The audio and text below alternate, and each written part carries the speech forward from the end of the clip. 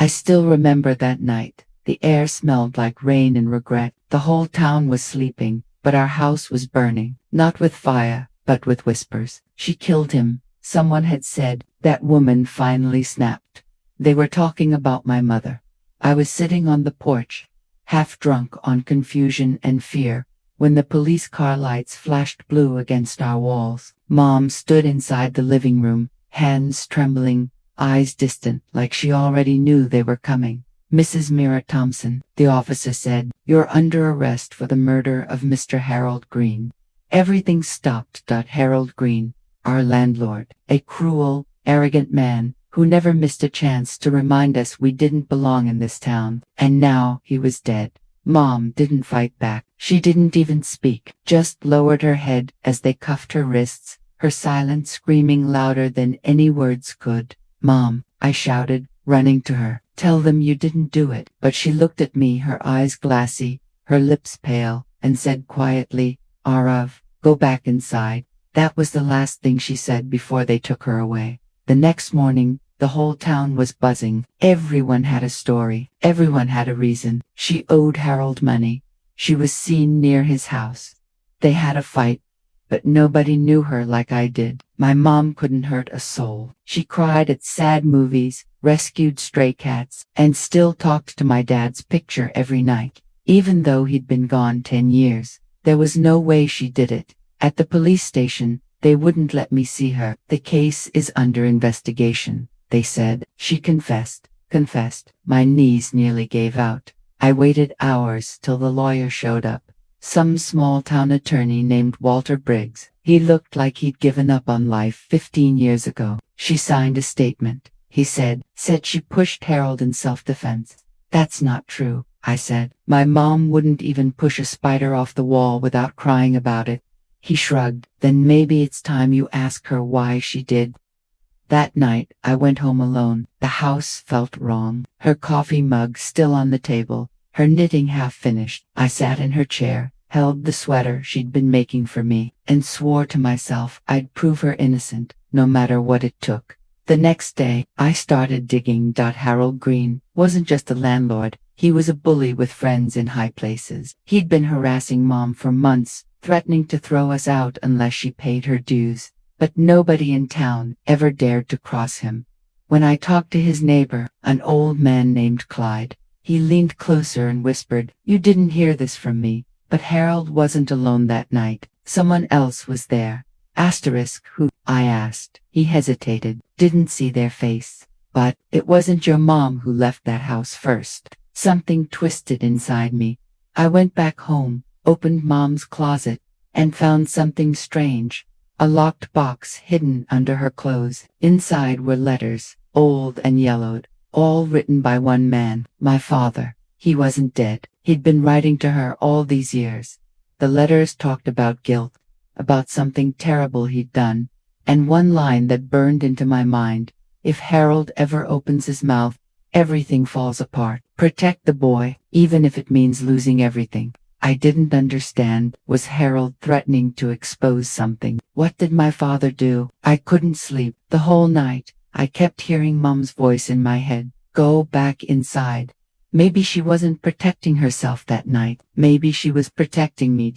I drove to the county jail the next morning, begged to see her. When she finally walked into the visiting room, she looked smaller, tired, but when she saw me, she tried to smile. "Mom," I said softly, "why did you confess?" Her eyes met mine, but she didn't answer, just placed her hand on the glass between us. "You have to let this go, Arav," she whispered. "Some things are better left buried." "No," I said, my throat tight. "I can't. You didn't kill him. You're covering for someone, aren't you?" A tear slid down her cheek. "You're my son. You don't need to know." But I did. Before she left, she leaned close and said, "If you ever find that box, burn it." My heart froze. She knew I'd found it. That's when I realized my mother wasn't just silent because she was guilty. She was silent because the truth was worse than the lie. That night, I sat in my car outside Harold's house, watching the police seal off the scene, and then I saw her, a woman in a red coat standing by the tree line, staring at the house. When she turned around, My blood ran cold. It was Mrs. Green, Harold's wife, the same woman who swore she was out of town the night he died. She looked straight at me, eyes full of something between fear and guilt, then walked away before I could move. The next morning, I went to the sheriff. "You need to question Mrs. Green," I said. He frowned. "Why?" "Because she was there." He chuckled. "Son, Mrs. Green's been in therapy in Chicago for 2 weeks. Got receipts, witnesses, everything." I didn't believe him, so I went to Harold's property myself. The police tape was gone, but the smell of bleach still lingered. I walked around the back, where the garden fence was broken, and that's when I found it, a small silver bracelet half buried in the dirt. It wasn't my mother's. It was engraved, "To Lila, with love, Lila Green." I held that bracelet tight, my chest pounding. There was someone else in this story, someone who wanted Mom to take the fall. When I got home, I turned on Mom's old laptop, trying to find anything that could connect her to Harold or Dad. I found an email draft she never sent. It read, "If Arav ever learns the truth, he'll never forgive me, but I can't let him become like his father. Like his father." That's when the door creaked open behind me. Someone was in the house. I froze, listening to the sound of footsteps. Slow, deliberate. I grabbed the baseball bat from beside the desk and stepped into the hallway. The front door was slightly open, wind blowing the curtains. And then I saw it on the floor. A single photograph that hadn't been there before. It was of my dad, standing beside Harold Green, both smiling, both holding a check signed by Lila Green. I stared at the photo, my mind spinning. What the hell was going on? My mother wasn't protecting herself. She was protecting me from the truth about my father. But before I could piece it all together, my phone buzzed. Unknown number. When I answered, a woman's voice said, "Stop looking for answers. Arav, or your mother, won't make it to trial." The call ended, and for the first time in my life, I felt real fear, not for myself, but for the woman who raised me in silence and pain. I looked at the picture again, and I knew the story wasn't about murder anymore. It was about the secret that started it all. The phone call kept echoing in my head all night. Stop looking for answers. Arav, or your mother won't make it to trial. Her voice was calm, too calm, like someone who'd made that kind of threat before. I barely slept. Every sound outside felt like a warning, every shadow like someone watching. By morning, I knew one thing, whoever made that call wasn't bluffing. I went to Sheriff Holt again, showed him the picture of my father and Harold Green. Where did you get this? He asked, eyebrows knitting. It was left in my house, I said. Someone broke in. He sighed. You're chasing ghosts, kid. Harold's dead. Your mom confessed. You need to accept it. But I wasn't backing down. My dad knew Harold. Why is that not in any record? He supposedly disappeared 10 years ago. Same year Harold got rich. Holt leaned forward. Careful, son. You're digging where you shouldn't. I'm not the one hiding bodies. I snapped and walked out. Outside the station, the world felt colder. People stared when I passed the son of a murderer, but I didn't care. I had one goal now. Find out the truth about my dad. Mom had said to burn the box, but there was no way in hell I was doing that. I took it out again, and read every letter carefully this time. Most were just lonely words, but one caught my attention. It said, "If anything happens to me, go to the old sawmill near Pine Creek. Everything you need to know is there." Pine Creek was 20 miles from town, isolated, surrounded by woods. I drove there that afternoon, the road wet from morning rain, fog crawling low across the ground. The sawmill was abandoned, windows shattered, roof half gone. Inside, everything smelled like rust and mold. I turned on my flashlight and started searching. At first, nothing, just old machines and dust. But then, behind a stack of rotting planks, I saw a wooden chest. Inside it were documents, contracts, old receipts. and a photograph that made my stomach twist. Asterisk. It was a picture of my father, Harold Green, and Sheriff Holt, shaking hands. Asterisk. What the hell was Holt doing there? Asterisk. One of the receipts showed money transfers from Greenwood Investments to my father's name, payments every month until the year he vanished, and attached to it was a newspaper clipping. Asterisk. Construction worker dies in accident at Greenwood site. Case closed. Asterisk. The man's name, Liam Green, Harold's brother. Suddenly it clicked. My dad was working for Harold when his brother died. Maybe it wasn't an accident. Maybe Harold and my dad were involved. And Mom knew. Asterisk. I heard a noise behind me. Boots crunching on gravel. I froze. Asterisk. Who's there? No answer. Asterisk. I turned, flashlight shaking, and saw someone standing in the doorway. A woman, red coat, Leela Green. Looking for something, she said, stepping forward, her lipstick smudged, eyes tired but sharp. You called me, I said. She smiled faintly. Maybe I did. You're your father's son. I'll give you that. Stubborn, reckless, and too curious for your own good. Asterisk. What do you want from my mother? Asterisk. Your mother made her choice years ago, she said coldly, and now she's paying for it. Asterisk. What choice? I demanded. Asterisk. Leela took a deep breath, almost pity in her eyes. Harold's death wasn't murder, Arav. It was payback. Asterisk. I stepped closer. What do you mean? Asterisk. But she turned to leave. You'll figure it out soon enough, just like your father did. Asterisk. I grabbed her arm. You're not going anywhere till you tell me what's going on. Asterisk. Her eyes hardened. You think your mother's innocent. You think your father was a good man. Ask yourself why he disappeared right after my brother died. Then she pulled free and walked out into the rain. I ran after her, but she was gone, just like that. Asterisk. That night, I sat on the floor surrounded by papers, trying to make sense of it all. Asterisk. Mom had confessed to killing Harold, but maybe she wasn't protecting me from her crime, maybe from his. My father's guilt. The idea cut through me like a knife. The man I'd worshipped, whose letters I'd read every night, wasn't a victim. He was the reason for all this. Asterisk. I didn't realize how long I'd been sitting there until my phone buzzed again, a message from an unknown number. Asterisk. You're close, but stop digging, or your mom won't be the only one in a cell. Asterisk. Attached was a photo. Me, standing outside the sawmill that afternoon. Asterisk. Someone had been watching. Asterisk. I rushed to the window. Nothing but darkness and rain. My heart was racing. Asterisk. If they were watching me, they could be watching her too. Asterisk. The next morning, I went to the county jail again, demanded to see Mom. The guard hesitated but finally let me through. Asterisk. She looked worse, pale, eyes sunken, like she hadn't slept in days. Asterisk. Mom, I found Dad's letters, I said, and the sawmill. He was working with Harold and Holt. What happened? Tell me. Asterisk. Her hands trembled. Arav, please. You don't understand.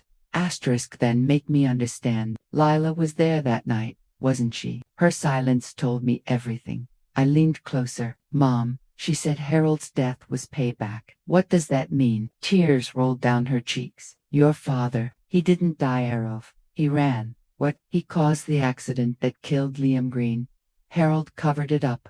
But he blackmailed your father for years. We couldn't leave, couldn't breathe. When your father disappeared, I thought it was over. But Harold came back, wanting more. I tried to stop him. So you killed him. She shook her head. No, someone else did. But they made sure it looked like I did. Who? She looked straight into my eyes. The same person who called you, Leela. Before I could ask more, the guard knocked on the glass. Time's up. I pressed my hand against the barrier. I'll fix this, Mom. I swear. She smiled weakly. Just be careful, son. The truth can destroy more than lies ever could. I walked out, her words burning in my chest. On my way home, I noticed a black SUV behind me. It stayed close. Every turn, every street. I pulled over. It did too. I got out, heart pounding. What do you want? I shouted. The tinted window rolled down slightly, and a man's voice said, You should have listened to your mother. Then the car sped off into the night. I stood there, rain soaking through my jacket, and realized this wasn't just about clearing Mom's name anymore. This was about surviving long enough to expose whoever was behind it all. When I got home, the front door was open again. Inside, everything looked untouched except for one thing. The box of letters. It was gone. And on the table, in its place, was a single envelope. Inside was a note written in neat handwriting. He's still alive. My blood went cold. Was it talking about Harold or my father? I looked out the window. Nothing but darkness and the sound of rain hitting the roof. But somewhere out there, someone was playing this game. And I had just become their next move. The words on that note burned in my head all night. Asterisk, he's still alive. Asterisk, I read it 100 times, hoping it would start making sense. It didn't. Asterisk, if that note meant my father, then everything I'd believed for 10 years was a lie. Asterisk, the box of letters was gone. My house smelled faintly of cigarette smoke. Someone had been inside. Again, whoever they were, they knew every move I made. Asterisk, by morning, I was done playing defense. Asterisk, if my father was alive, I was gonna find him. Asterisk, I started with the old bank statements I'd found in the sawmill chest. One of the last checks my father cashed was from a company called Northline Cargo, based 2 states over. I drove there, 6 hours nonstop. The whole way replaying my mother's voice in my head. The truth can destroy more than lies ever could. Asterisk, when I reached the address, it wasn't a company, it was a closed warehouse. Rusted doors, weeds growing through cracks, no sign of life. Asterisk, but as I walked around the side, I noticed something painted over. A faded logo, Greenwood Investments. Asterisk, the same name from those payments between Harold and my father. Asterisk, inside, it was pitch dark. I flicked my flashlight on and almost dropped it. Asterisk, on the wall were photos, pinned and yellowed. My mom, me as a kid, even our old house. Someone had been watching us for years. Asterisk, then, in the corner, under a pile of papers, I saw another picture. My father, older beard, scars, but it was him. The photo was dated just 3 years ago. He wasn't dead. A folder on the table caught my eye. Project Liam. Inside were legal documents, company forms, and one page with typed lines that made my blood run cold. Asterisk, accidental death cover-up confirmed, witness eliminated, payment cleared. At the bottom, signed by H. Green and L. Thompson, my father. Asterisk, the air felt heavier, like the room itself was choking me. Asterisk, my father had helped Harold cover up Liam Green's death. He'd killed a man, and Mom had kept his secret all these years. Asterisk, I staggered outside, gasping for air. The moment I hit the parking lot, my phone buzzed. Another message. Asterisk, now you understand why your mother stayed quiet. Asterisk, I texted back, who are you? No reply. Before I could think, a black SUV turned the corner, the same one from last night. Asterisk, I ran from my car, engine roaring, tires screeching against gravel. The SUV followed, headlights blinding me from behind. Asterisk, for 20 minutes, it stayed on my tail until I hit the highway. Then it swerved off suddenly, disappearing down an exit ramp. Asterisk, I pulled over, hands shaking, trying to breathe. My phone rang again, same unknown number. Asterisk, stop running, Arav, the voice said. Asterisk, it was Lila. You're lying. I snapped. My father's dead. Asterisk, dead men don't sign contracts, she said quietly. You think your mom confessed out of guilt? No, sweetheart, she confessed to keep him safe. Asterisk, what do you mean? Asterisk, she sighed. Your father's alive. Harold found him a few months ago. That night, your mother wasn't supposed to be there, but she showed up. Things got ugly. Harold ended up dead. Asterisk, so she's protecting him. Asterisk, you're smart, kid. Too bad it won't save you. The line went dead. I threw my phone on the seat and slammed the steering wheel. My mom had been protecting him, a man who ruined everything. Asterisk, but there was one question still burning. Where was he? Asterisk, I stopped at a diner just outside the county line. The waitress, an older woman with sharp eyes, noticed the stress on my face. You look like hell, honey, she said, pouring coffee. Asterisk, yeah, I muttered. You ever heard of a guy named Leonard Thompson? Asterisk, she paused mid. Leonard Thompson. Worked construction, right? Used to come in here every Sunday. Disappeared a few years back. Nice guy. Quiet. Paid in cash.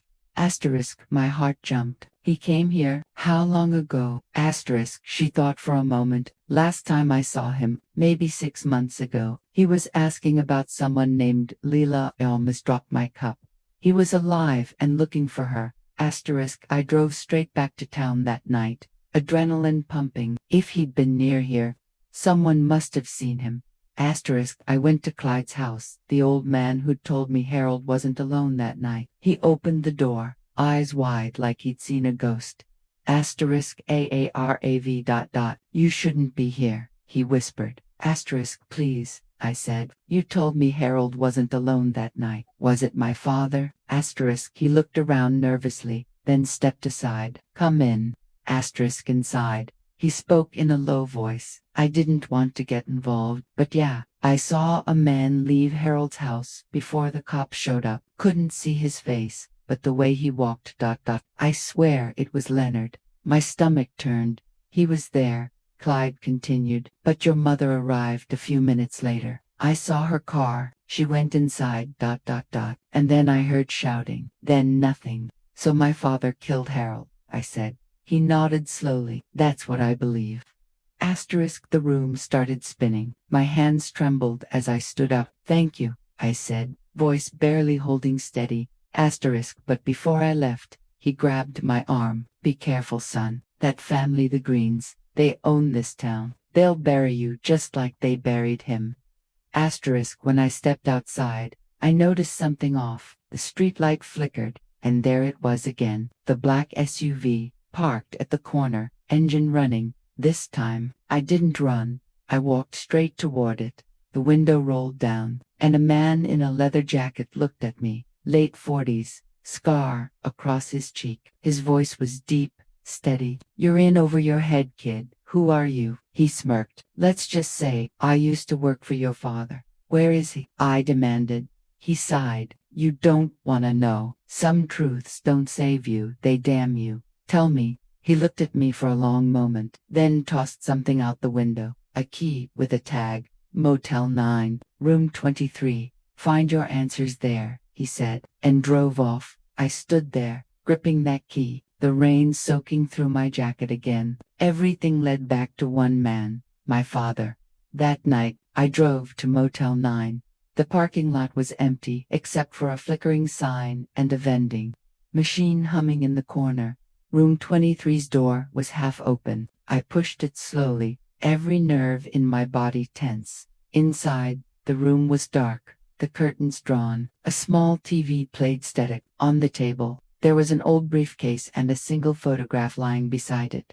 The picture was of me and Mom, taken years ago, with 3 words written on the back. I'm sorry, son. My hands shook as I opened the briefcase. Inside were passports, cash, and one old revolver, and under it, a letter R of, if you're reading this, I guess they found me. I tried to fix what I broke, but the Greens never forgive. Your mother took the blame to protect you. Don't come looking for me. Dad, before I could process, I heard a creak behind me. I turned fast and froze. Standing in the doorway was my father, older, rough eyes, haunted, but alive. He stared at me, voice low and cracked. You should have stayed away, son. For a few seconds I couldn't move. He was right there, my father. The man I buried in my heart 10 years ago was standing in front of me, breathing, older, broken, but real. Asterisk, he looked smaller than I remembered. His beard gray, eyes tired, but those eyes still had that same quiet guilt I saw in every photo. Asterisk, Dad, I whispered. Asterisk, he exhaled, like hearing that word hurt. You shouldn't have come here, Arav. Asterisk, I've been chasing ghosts, I said, my voice shaking. You let Mom take the blame for your mess. Asterisk, he flinched, like I'd slapped him. You don't understand. Asterisk, then make me understand, I snapped. Mom's in jail for killing Harold. Leela's threatening me. And I found the letters, the sawmill, the photo. You did this. You started all of it. Asterisk. He sank onto the edge of the bed, head in his hands. I didn't mean for any of it to go that far. Asterisk. Tell me the truth, Dad. All of it. Asterisk. He looked up at me, eyes glistening. Harold and I were building a new development. His brother Liam found out we were cutting corners, legal shortcuts, cheap materials, fake inspections. He threatened to expose us. Harold panicked, and there was an accident. Liam didn't make it. Asterisk. My chest tightened. An accident? Asterisk. His voice cracked. No, it wasn't an accident. I was there. I pushed him. I didn't mean to kill him, but I did. I felt my stomach twist.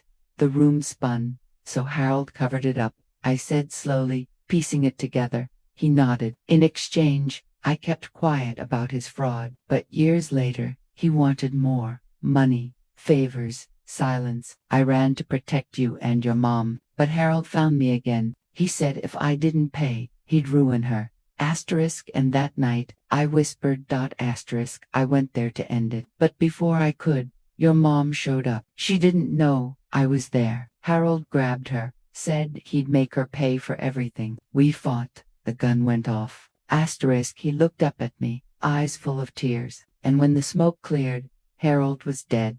Asterisk. I swallowed hard. You pulled the trigger. Asterisk. He shook his head. No, she did. Asterisk. The air left my lungs. Mom. Asterisk. She was trying to stop him from shooting me. She didn't mean to. Arav. She loved him once, but she loved you more. She told me to run, said she'd handle the rest. Said no one would believe her if she told the truth.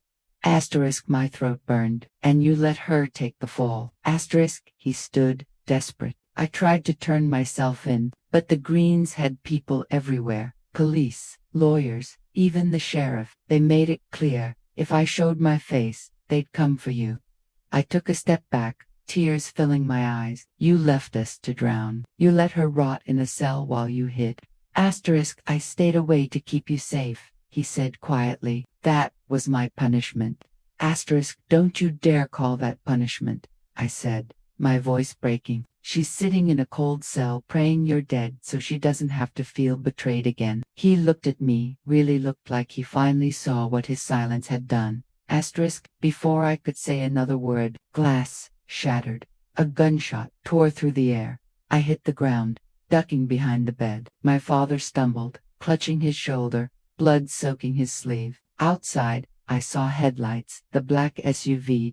Asterisk. Stay down, I shouted, dragging him toward the bathroom. Asterisk. Another shot hit the mirror, shards flying. My father groaned, leaning against the wall. Lila, he hissed, she can't let this end.